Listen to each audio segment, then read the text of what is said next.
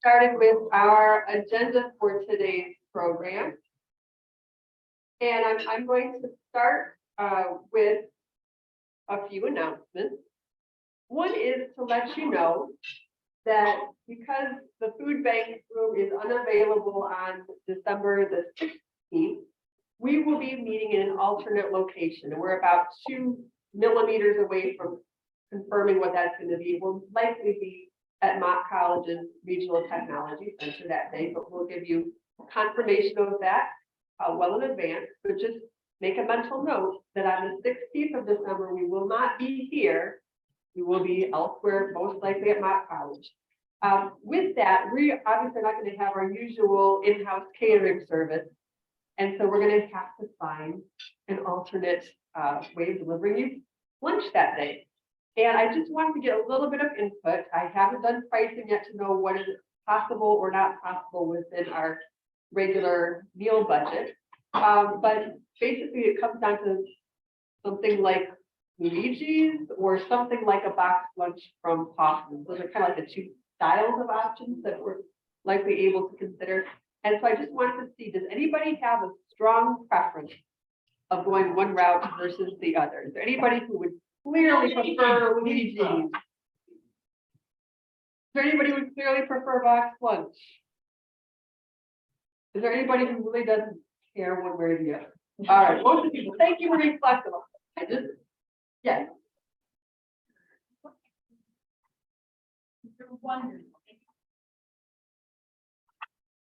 Okay, I will take a look at that. I know Mike has a list of approved caterers, but I will see if they're on it. Yes. Local grocer. And We've had to cater in some events that we've had. And I do agree. Okay, thank you for those suggestions. So I will make a note of both of those and we'll see what we can pan out. Okay, another announcement that I wanted to make, and this one is a late breaking announcement courtesy of our own Fred Hines and some work that he's been doing. So we mentioned a few weeks ago that we were going to be working on getting a Flint Firebirds social outing for club members as well as for other Rotarians in the district. And as of like 20 minutes ago, I have a date and a time to share with you. And so we'll give again further announcements to reconfirm that. But still December 16th, we're looking at a 7 p.m. game, and that's against Sarnia. So hopefully some of our friends from the other side of the bridge might want to join us for that as well. So 7 p.m. is the game time. And actually we're talking about those who wish to gather at Luigi's ahead of time. Maybe those could have kind of like a gathering point for dinner beforehand if you wish, or if you prefer to just meet at the game, that's fine too. Rather than us handling the purchase of the tickets as a go-between, we're going to encourage people who want to just buy the tickets from the Franny's Arena themselves. It's again December 16th. That's the Sarnia game. Game time is 7 p.m. And if those wanted to join us for dinner beforehand, we'll probably plan on having some number of us meet at Luigi's. Tickets are $9 a piece, so we pretty affordable option, kid friendly. Take your family with you or bring a friend. That's entirely welcome. As we get closer to the date, then we'll be asking for a tentative head count of who might be interested. That'll help to facilitate the planning with the Firebirds folks. For a science meeting or? It's, I believe, general admission. Is that correct, Fred? Yeah. Yeah, so Fred will guide us with the music of the cowbell to the appropriate seating section. I have no doubt. All right. So thank you for that. I wanted to take a few minutes here. I mentioned a couple meetings back that the committee chairs and co-chairs and members of the board had met a little while ago just to take stock of where we were relative to the implementation of our strategic plan. Our club adopted a new strategic plan a year ago in September. And so this is kind kind of like a quick thumbnail sketch of where are we at in regard to some of those priorities. If you're interested in more information, I or members of the board or committee chairs, all I'm sure talk with you in greater depth. This is just meant to give you a quick snapshot. So our first goal with the strategic plan was around aligning club membership and our structure and operations with Rotary International's commitment to diversity, equity, and inclusion. And we, with the overall hope that we're able to more closely match our community. And so we had identified various steps to help us move towards that. One of those steps is that Rotary International has come out with a kind of club self-assessment tool for diversity, equity, and inclusion. And so we've got the tool, members of the membership committee have had it, and I know that Dominique Clemens recently agreed to join the membership committee and that would be something that he would be helping to move forward. So that's planned for early next year. Some of the other steps that we identified is wanting to implement a service path in tandem to the traditional kind of check writing path for membership. And so we tried that out this past year. We implemented it with the pledge forms that went out this past June. And so that's something that we're continuing to get feedback on and see how it worked and where we might want to make additional tweaks to it moving forward. But that is that has been done and it will be adjusted as needed. Implementing digital options for payments, that is something that is in progress. Some of that has been implemented already. We also have a small group of folks that is looking more closely at what can we do to, like, if people want to bill quarterly or kind of an installment plan or monthly giving, various options like that. So that's something to stay tuned for. Reviewing grant guidelines and priorities with an eye towards diversity, equity, and inclusion.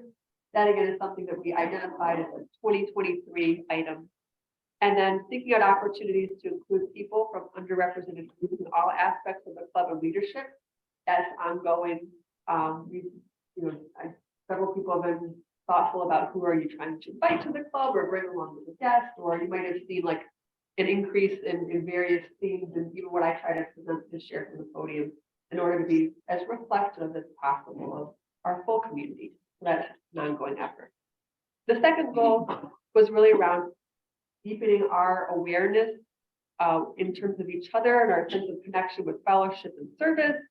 So a big item with that, I have to give Kyle hats off to him from last year because just transitioning back to in person after having been on Zoom for a year and a half was a big step. So thankfully we're here and we the Zoom hybrid option, which has various interesting things with it sometimes. So we'll see. Perhaps. There we go. All right. Right on cue. All right. And so other parts of that are like, trying to assess is our meeting format still working? So thank you for everybody who participated in that survey. Our December 2nd meeting, we're going to actually do more of a workshop style around trying to understand those results and what can we be doing to help you all feel more engaged, included, and excited about what we're doing. So you can see on the screen, I'm not going to go through every part of it, but there's a variety of things we've done. Streamlining the committee structure was a big part of that structural path. So thank you for everybody that's been part of that, either in putting thoughts into how to do it or stepping up to take on committee service, leadership roles. I truly appreciate that. And then we saw, I'll just highlight also that our service committee has gone to the membership and said, here's a way that you can propose your own ideas for service. Thank you to Amy and to Joe for really spearheading that. And so those are some of the things that we've been trying to do in order to really increase the level of engagement with Rotary. And then the last part is enhancing community awareness of the club service to the community and really and also our own awareness, like this is the cool stuff we're doing. So we've tried to enhance the social media presence. Thank you for everybody who liked the club page on Facebook and who shares information. This is one way that we can have of really broadening our reach to people who aren't already in the room. And you can stay tuned. I know that we've got some folks from the communications committee who are working on how to toot our own horn a bit about the Haiti water project that was recently completed. That is a really significant thing. I don't want to steal all the thunder on that today, but that is an example of the really exemplary work that is facilitated through your involvement in the club.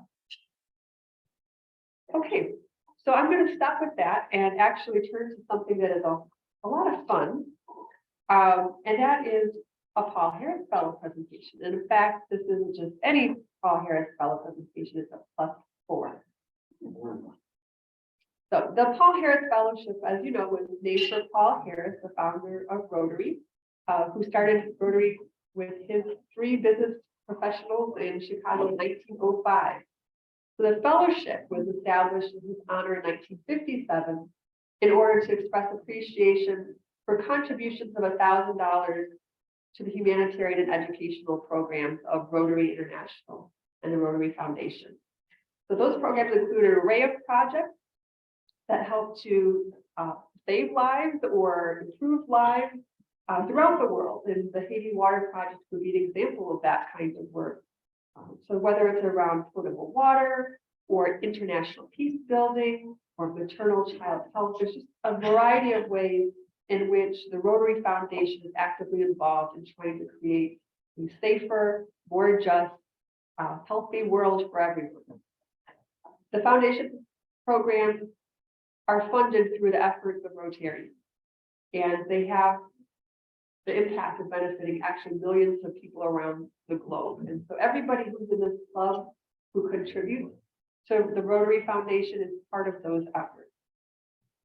But I want to call special attention today to the efforts of one Rotarian who is now a Paul Harris Fellow +4, and that is Mike Chafee.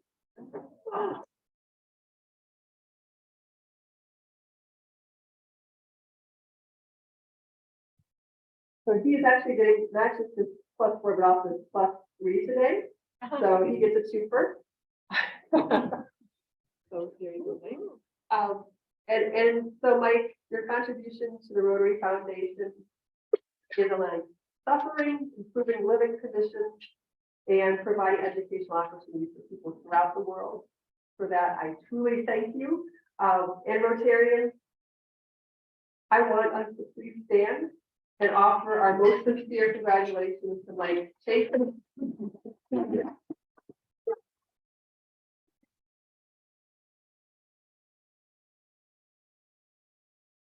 And he's perhaps too humble to say any words in the podium today.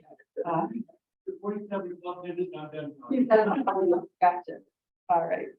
Well, but that's a nice segue to a short presentation from our Rotary Foundation chair, who for our club, that is Rob Bennett. He's part of the philanthropy committee. Come on up, Rob.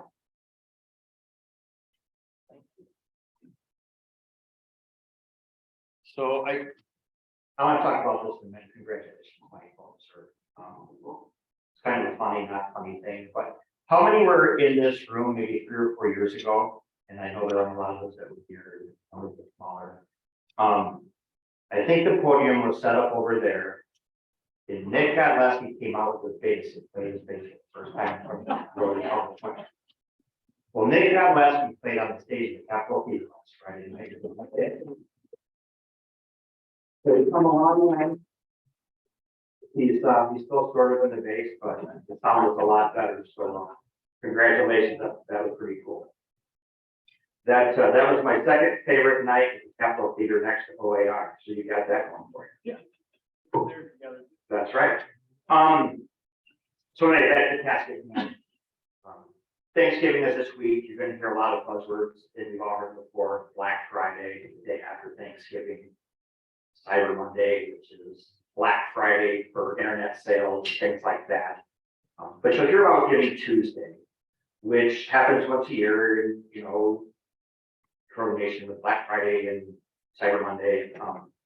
But instead of where you buy things, we donate. We're able to donate to charity organizations. And there's a ton of charities in this room, not just Rotary, that you can donate to. The Salvation Army, the United Way. You know, there's a lot of people here for nonprofits, and your donations will go a long way. I'd like to talk about the Rotary Foundation and how you could consider making a gift. A Rotary gift makes a difference for the world for a lifetime. the word's doing good, so your contribution to Rotary is doing good. There's a ton of places within the Rotary Foundation that you can donate. I think the primary places are where you can earn your flyers. So when donating, there's a lot of different tabs. I'll talk about it, but there's featured causes of donations that are eligible, and this is, I think, what's really relevant to our Rotary Club. There's an annual fund share. You can donate to the polio fund. You can donate to the World Fund. For instance, the polio fund, your donation helps Rotary reach every child with polio vaccine. As we know, the numbers of polio cases are rising because of people not wanting their back. So that's an important thing to, eradication of polio. That's the goal. If you donate to the World Fund, gifts to the World Fund will be spent where the need is greatest. You can also donate to a disaster recovery fund where when you donate, Rotary will put those funds where they feel is best for disaster. What one I think is unique is the Mile and Polio, and that is you can support Rotary International General Secretary John Hugo and staff members who are biking through El Tour de Tucson to raise funds to polio. So I don't know if it's like a donate per mile, but there's a ton of things and places within Rotary that you can donate to Rotary Fellowship. In addition to that, there's other areas of focus that you can donate to Rotary that aren't eligible for Paul Harris, and those are areas of the environment, peace building and conflict prevention, disease prevention and treatment, water sanitation hygiene. We are the recipient of an international project for our water crisis. That's our project in Haiti right now for clean water that Mark Schilling is looking at. So wherever you donate your money to Rotary, it's going to go to a good cause. Basic education ministry. We've got a great literacy program within our own that you can donate on the world level. Community economic development, all good stuff. So instead of being here all day and talking about how great Rotary is, go to the website and see what you can do. Donate $1, donate 10, 50. Whatever you donate goes to help the world. If you do donate to the polio foundation, Bill and Melinda Gates will triple your donation. So, for every $100 spent, you were getting an extra 300. So if you'd like more, you can go to my.rotary.org and then select the Giving Tuesday link, or you can Google Rotary Giving Tuesday and it'll take you right there. Or in words of Rob Hugel, go over it. Isn't that right, Rob? Yeah. So with that, please consider making a donation, Rotary, or to any cause you feel fit, and have a happy and safe one.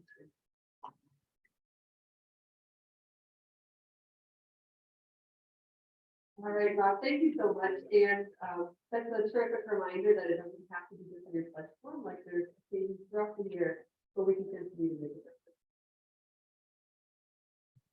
All right, so I think we have time for a very quick governance update from not Rob Bennett, but now Jewel. Okay.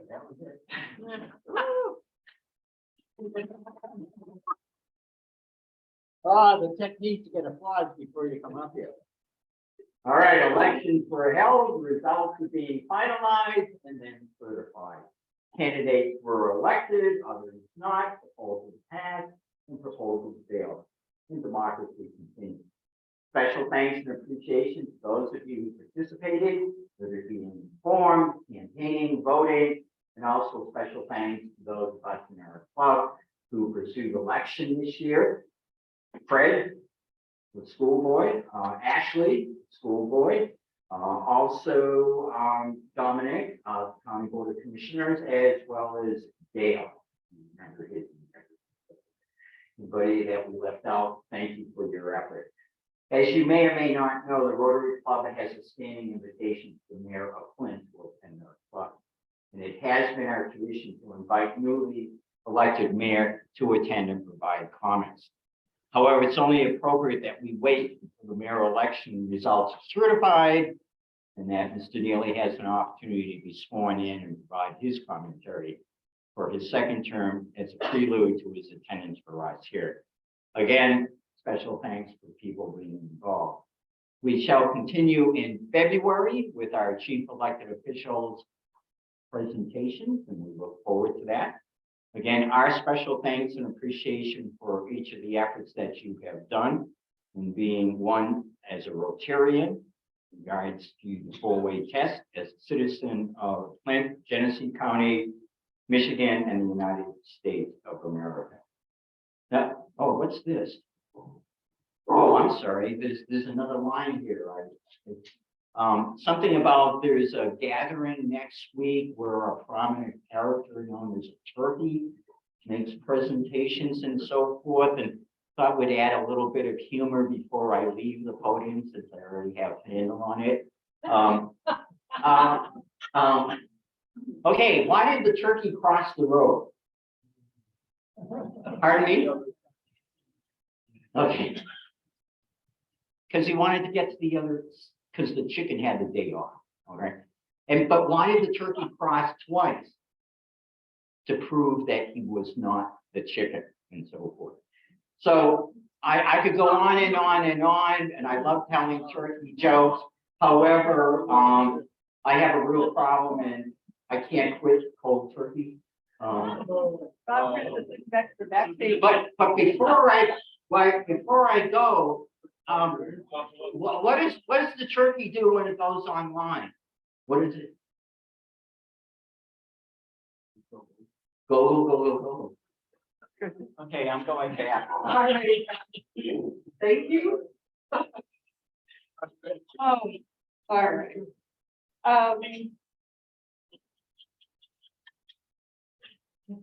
Well, yeah, but we'll just wait. The return of the joke duel is coming. I just wanted to.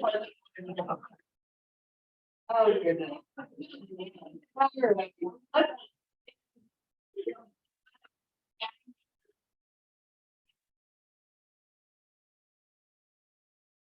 Well, they're very penitent turkeys, yes.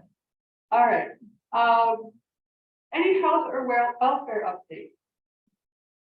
We all survived the turkey joke. All right. Barely. Okay. Guests to be welcome. What's today? I've been introduced by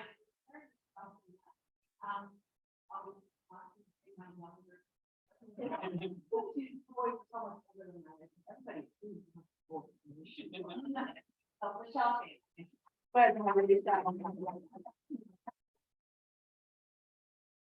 and it looks like we've got Mr. George here today.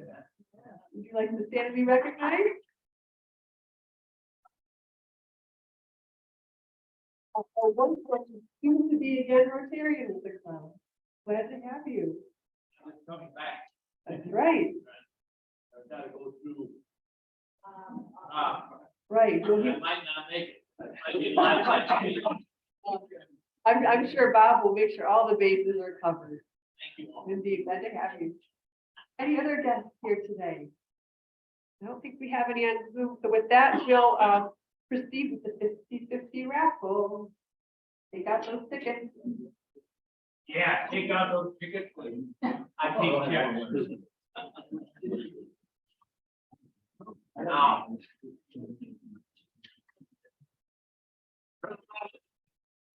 Do we have somebody on the club? Is there somebody? Of course, we have honest people in the club. We're Rotarians.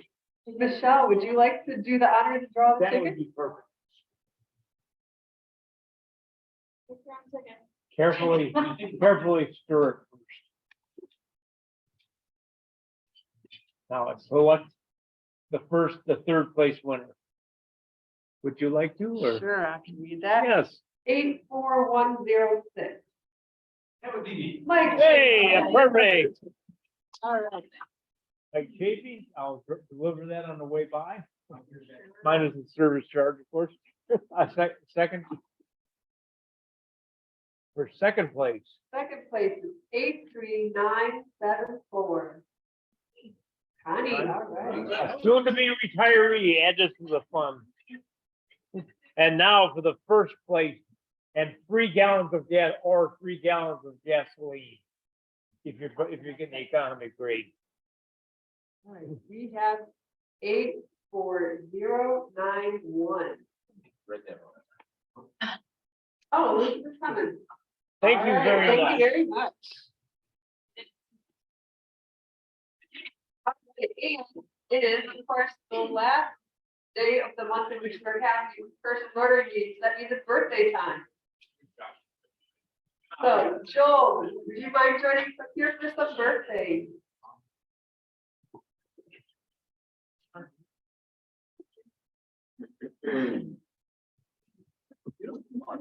Right, before the birthdays, I had the pleasure to attend the opening this morning of the Genesee Health Systems building on Saginaw. And one of our own Rotarians worked very hard to bring that to fruition. So let's hear it for Amy Cruz. All right. The birthdays. On the 10th, it's Vicki Schultz from Catholic Charities. On November 15th, it is Thomas Ayers. And on the 16th, both Rodney Lontine and Dawn Hibbert. And a little note about Dawn. She has been a Rotarian for 29 years. She started when, she was just a small baby when she started. They rolled her right in. Happy birthday to Dawn. Now the heart and soul of Rotary, Jerry Hill's birthday is tomorrow. 19th, November 19th. Gaston Staub's birthday is on the 22nd. Gaston has been a member of Rotary for 47 years. He wins. And also Mark Schillinger's birthday is on the 26th. So happy birthday. Let's sing them all, shall we? A happy birthday. Happy birthday to you. Happy birthday to you. Happy birthday, dear Rotarians. Happy birthday to you. There we go. All right. Yes, Bob. Your hand is indeed up.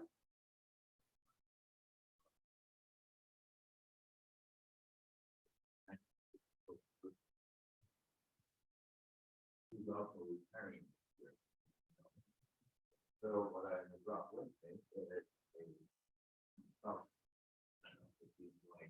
he's an open house retirement party for her. It's big on the 15th and it's going to be 4 to 6 p.m. Cost you nothing. So we love to have you come and celebrate that her retirement and her contribution to the baby. That is very. So I've got the here with me. So I'm just going to pass them out. All right. Well, I tell you what, so for folks on Zoom, Bob was just sharing about Vicki Schultz's retirement party, and we'll make sure that that information gets the next Rotary bulletin so that that can be shared with everybody. Without any further ado, I would like to welcome up Dawn Hibbert, who's going to introduce our guest speaker for today.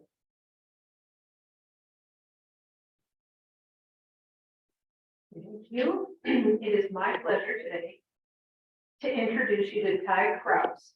He is a job developer specialist with Mott Community College's Workforce and Economic Development. He's been with the college a whopping 12 weeks. So go gently on the question and answer session. He comes to us from Michigan GST, so he literally can still park in the same parking lot. It's awesome. The two buildings share. He has worked in economic development for over 9 years and served the community by working with employers and job seekers to meet their training and talent needs.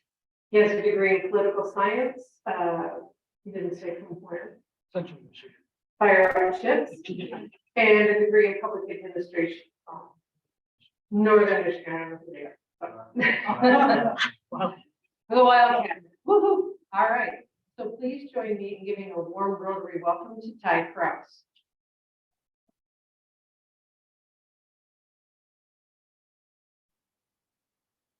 Thank you, Dawn. And thank you for having me with the pleasure to be here. I'm here to talk about what my community college has to offer employers and the community. Put together just a few things out of the many opportunities that we have. So I'll just get right into it. First of all, we've got corporate training opportunities available for our employers and folks in the community who are interested in upskilling for their careers. These are three areas here, three grant programs that we work from out of the many that we do. The first one is Michigan New Jobs Training Program. It allows community colleges to provide free training for employers that are creating new jobs and exploring operations, expanding their operations in Michigan. Now, we offset these costs by the taxes that are collected on behalf of those new employees that offsets the cost of those trainings. Of course, the Carl D. Perkins grant helps us fund those people interested in career technical education, CTE training, to help get them ready to enter the job force or to upskill as an incumbent worker to provide more opportunity for themselves, promotions, things of that nature with the employers that they're working with. The Going Pro or the Going Pro Talent Fund. This is a Michigan grant fund that employers can apply for. It is specifically for, if you haven't heard of it, to get the folks certified and skilled that they're hiring, new hires, and for their incumbent workers to upskill them for other opportunities and promotions in the organization. It's a competitive grant. It's managed by Michigan Works. They just started accepting applications for 2023 on November 15th. Those applications will be accepted through December 15th. If you're interested in that, reach out to Michigan Works and they will send out a business services representative to talk to you about what your needs are, do a fact finding, and then help you with that application process. If you want to know more information about that, I can help you with that. I worked in that area for 8 years, and I headed up the business services department for Michigan Works during those 8 years. So I'm very familiar with it, and I can help you with that application process or get you connected to someone who can help you with that. Next, we've got something that's fantastic that we just started bringing to the community. This is our mobile learning lab. You know, it's a gigantic, what you can see, tractor trailer facility that we offer training from. This is a 48-foot long facility that expands out. It offers 1,000 square feet of training space. There's a number of different things that we can do with it. We can customize corporate training to your needs. So once again, this is about a demand-driven process. What do you need and how can we serve that need? How can we fill that need for you? We can use it for several areas. I don't know if you can see it, kind of small, but virtual welding training. There's CNN, or sorry, there's other areas that are up there, robotics, mechatronics, there's production. We can actually put together a classroom that handles 22 individuals if you want them to apply to enter Mock Community College, for instance, or to apply for financial aid. We can put them together and help them walk through that process and what it looks like. But we offer a number of different areas of training. Like I said, it's a double-sided facility. It offers 1,000 square feet of training. Once again, we can customize the training to whatever you want. We can take this to a special event that you might have in your neighborhood or at your business.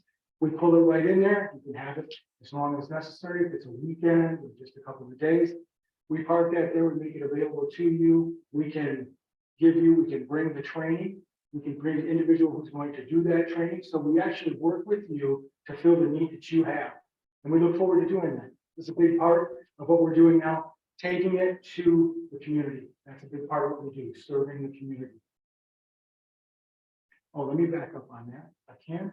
If you are interested in this, please reach out to Renee David or myself. Renee David, you can contact her at 810-762-5004. Or if you can see your email address right there, it's renee.david.mcc.edu.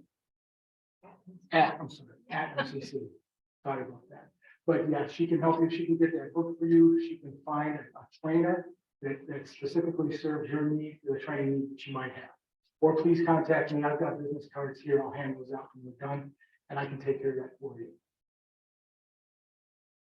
apprenticeships. My community college has been involved in apprenticeships for a lot of years, going back, I think, 75 years, if I'm not mistaken. So they're heavily involved in apprenticeship programs.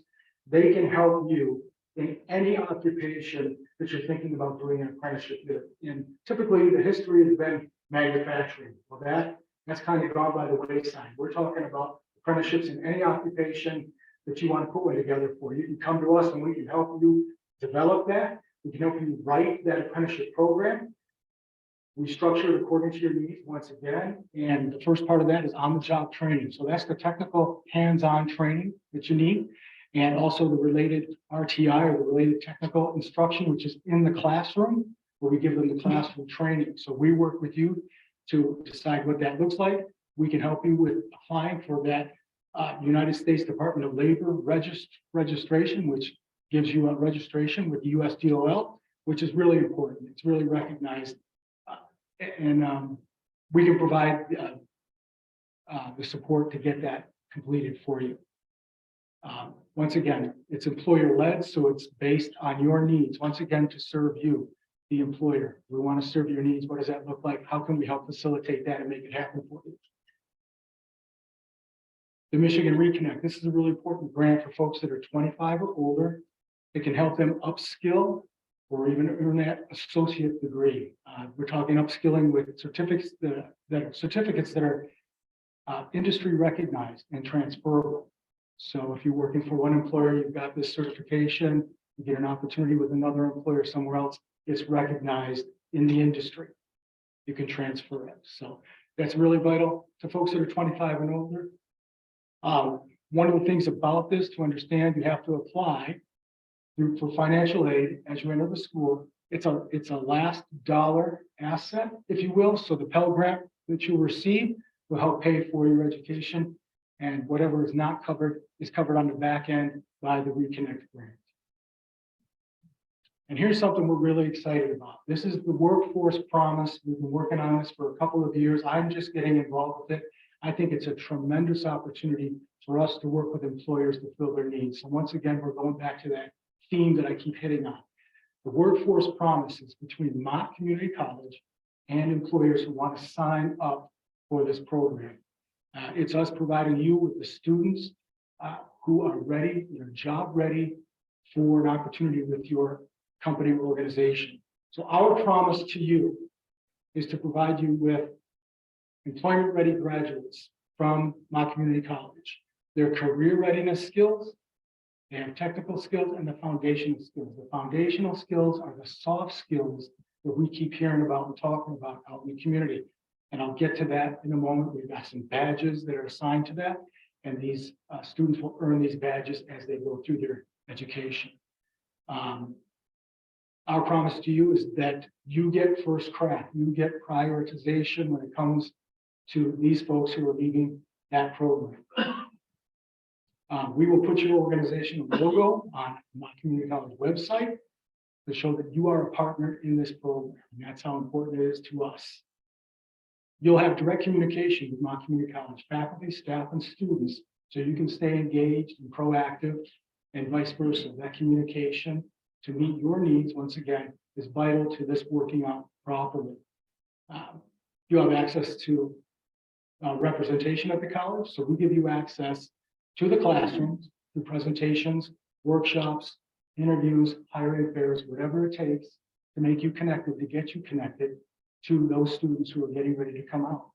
And at those situations or events that you partner with us in, you get to show these students that are coming out who you are, what you're about, what do you have going on, what does the future hold for your company or organization, and how do they fit in.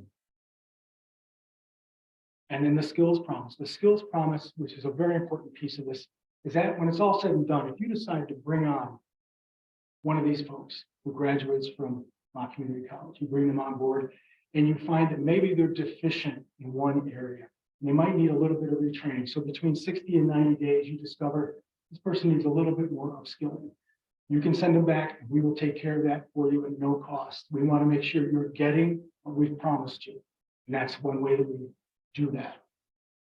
So in return, here's what we ask from the employer: to prioritize those folks first who come out of the program, you interview them. You don't have to hire them. We're not forcing that. We just ask that you interview them first. Give them first crack at the opportunities that you have for them.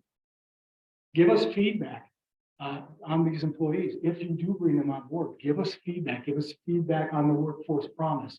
We want this to be the best program out there, the best program serving you with our graduates. Once again, that communication and that relationship means everything. The development of employment opportunities with MCC staff. So you'll be meeting with MCC staff to tell us what are your needs? What do they look like? Let's outline those for you. So we're connecting that with the folks that are coming out. So we can make some good partnerships, some good relationships there, make some good connections. Participation in MCC events. You know, we invite you, we open that up to you. We would want you to come to MCC events. And what does that look like? Could be job fairs, could be career fairs, could be an opportunity for you to bring your organization, your employee, when you go to these type of things and show us who you are and what you're about.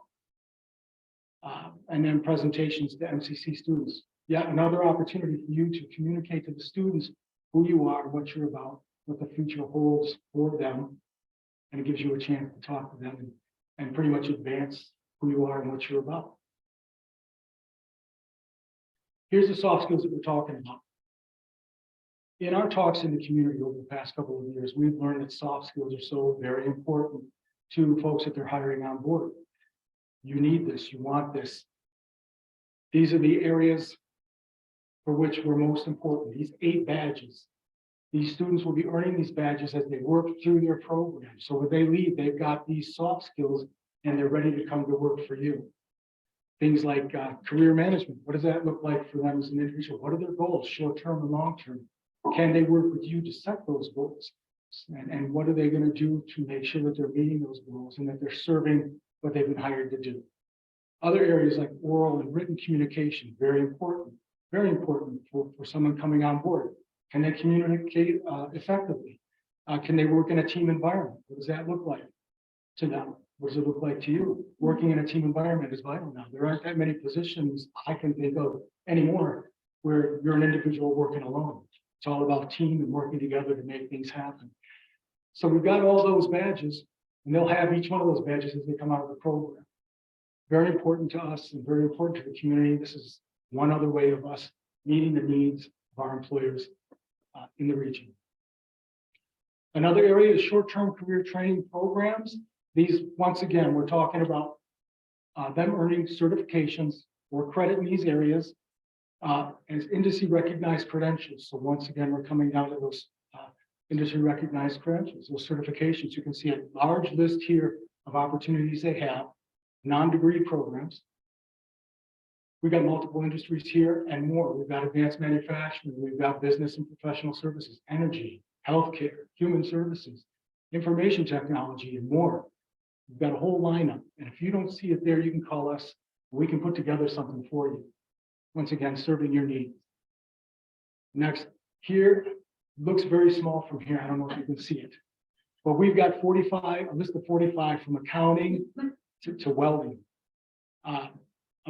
45 different areas where you can earn CTE credit, right? And that's career technical education programs. You can get certified in these areas and it can kick off your career or help you build your career with an employer who recognizes these programs and these certifications. So once again, if you don't see it here, we can build it for you to serve your needs. What does that look like? You know, get a hold of us, talk to us. We're here to serve you and put that together for you. So now it's your turn.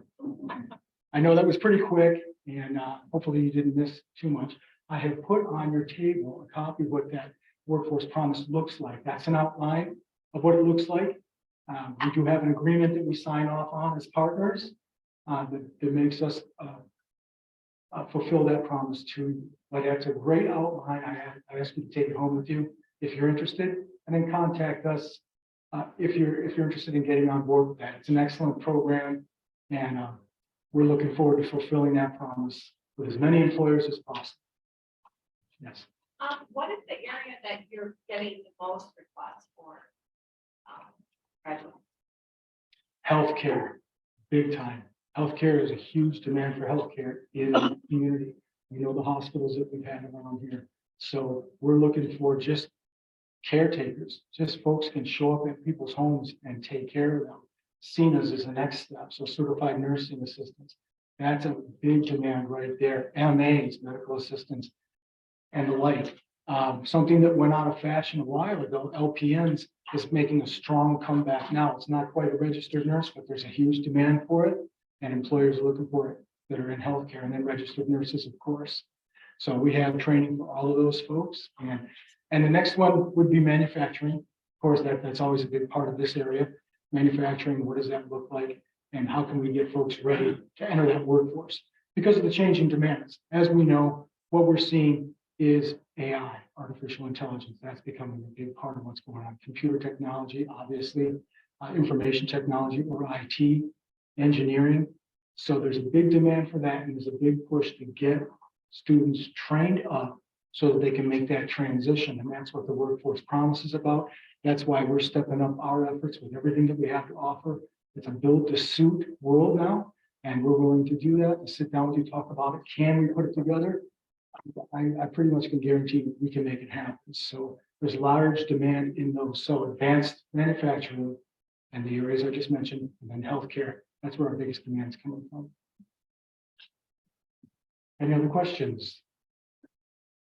Yes, sir. I know both by definition, community college is for the community. Yes. And this might be outside the circle of expertise. Does not have many students coming in, international students coming in and starting their careers. I'm going to hand that off to Dawn. Actually, we do have it during COVID, there was a shutdown of international students coming in. But we do have a lot of students who are immigrants, who are at the college. We have an international institute that helps them with language barriers and helps bridge them into higher education so that they can be successful. And we do have a cultural exchange program too with our students. So I wouldn't say it's a large number of students. It was bigger before COVID, and I'm assuming it will get bigger as we see more immigrant communities able to come back into the US as things open up. And one thing to add to what Ty was saying is a lot of these workforce programs, we have worked in the last 2 years to make sure that people who came in that listed tiny little print of the 45 training programs people come in, those are short-term training programs. So they can be anywhere from 12 weeks to a couple of months, couple more months, 6 months. And those get people right into the workforce right away, but we never had a program to ladder those up to 4 credit. Those are not the credit classes. They are training programs that get them a professional certification, which allows them to work in the field with a credential. But we have started there the 10 years. Our admissions group has started working with them in the academic side of the house to take those programs and ladder them up. So if someone comes to workforce development, and a lot of these programs are free to the students too, which is a lot of people don't understand because it's financial need, it's pretty great. But if they come to us for CNA and they actually certify as a CNA, they pass the federal exam, we didn't have any system in place to allow them to transition over to the 4 credit side of the college and bring those credits with them. We now do. And we're doing that in all of these. You're seeing it in the medical field, you're seeing it in welding. Now they're able to ladder up so they don't have to lose all those credits and start all over again. Well, they didn't even get credit. They don't have to start all over again. They can just ladder up and then take it wherever they want to go. And we are seeing people, especially in IT and healthcare, move up into the 4 credit side of the college and bring those classes with them, and they get credit for it, and then they can just continue on rather than start over and have to repeat. So it's between, people don't understand workforce development is slightly separate from the college, but we're finding more and more ways now to integrate it because we see the need for this sort of bridging people from where they are to where they want to be. In fact, we're looking at marketing, and I don't even know this yet, but we've been talking about marketing and looking at the college like a highway, and where's your entrance ramp? Where do you enter into the Mott Community College pipeline? Some people start back here and some people start here. People jump in at the end. So Another question. I'm sorry, I didn't mean to take. No. Thunder. But I felt bad for him. He said he'd been here 12 weeks. I'm like, oh, okay. Threw me up. Oh, thank you, Dawn. One of the things I want to add, and I know that I forgot to mention it, is we will find every way possible to fund this through the grants that are available to us. So our goal is to make sure that you can get into this training, and if it's no cost to you, that's awesome. So we operate from many different grants, and we try to even braid those together to cover the costs of the training or the education. That you're looking for. Yes. Are these trainings online, on ground, hybrid? I think that most of them are face to face. Now that we're off COVID, I think most of them are face to face. I can't recall anything that's, online or Zoom type things. So, yes, sir. I had an opportunity to see the mobile classroom that came out to an event. It's an impressive vehicle. It opens up into a very large space, provides lots of opportunities for like in-service training programs that you might want to do. Or it's great flexibility of how it can be used. I was so very impressed by seeing it inside of it. Yeah, thank you. That's a great comment. And great testimony to what it can do to serve your needs. The computer science courses that we can offer, the virtual welding, almost anything having to do with manufacturing, but it's more than just that. We will cater to the needs of whatever event we're going to, or whatever employer we're going to, so it meets your needs. Once again, it can fit 22 folks in there at one time, 1,000 square feet. So it's definitely something I would jump on as an opportunity. And I don't think there's any cost to it either. We bring it to you to serve you. And Perfect. Well, we should got me again. yeah, that's So it okay. depends on the program.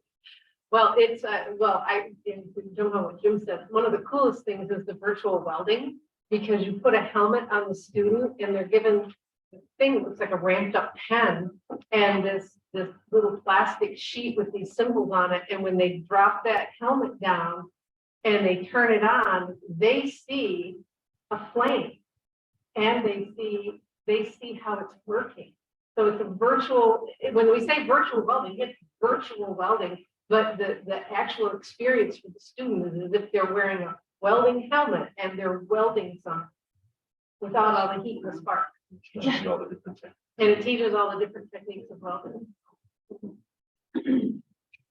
What age group is that geared to? The mobile unit? Anybody. So, I mean, anybody who could be a student at mine. So 18 and on. Yeah, and I think that if you call, they might be able to do some exploration things with high school age. I wouldn't drop it much lower than that. That would be over people's head. Because they do inside the one side, you can see in the middle photograph up there, the little one, there's a classroom. But on the other side, we have a metal floor and there's braces that will hold, they can take in welding equipment, 3D printers, lathes. They can fill it with manufacturing equipment to teach very specific skill sets for people. One more question? Yes, sir. Is that just for like Genesee County? We go all over the state. Yeah. They should ask Dawn. No, I've written all those press. I appreciate it. We're very glad to have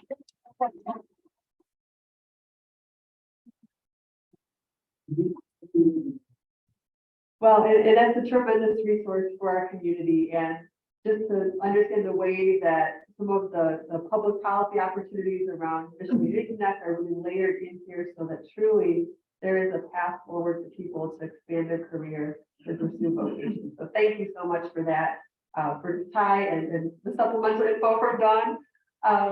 Just so you know, Ty, that in honor and thanks for you being here today, the club has made a donation in your name to help eradicate polio. So there you go. And thanks to everybody here. Let me quickly switch presentations. Let's see, here we go. And to take a moment just to thank you again for Rotarians in service today, for Don pulling double duty as our speaker introducer, as well as providing inspirational message, to George, who I think is doing the bulletin notes this week, virtually perhaps, and also Fred stepping in to help us set up and take down, as well as the 50-50 raffle, and to Joel, who kindly said yes when I asked him if he'd be willing to be the birthday person. So as a reminder, next week, because of the Thanksgiving holiday, we will not be meeting in person here. However, there is typically an informal gathering at noon on next Friday if you care to join.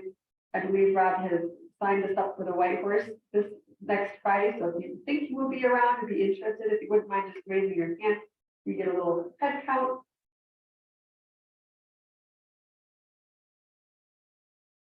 I'm seeing six-ish, all right. Thank you very much. And again, we will be back here in person. There may be leftovers. All right, we'll trust Rob to bring the leftovers.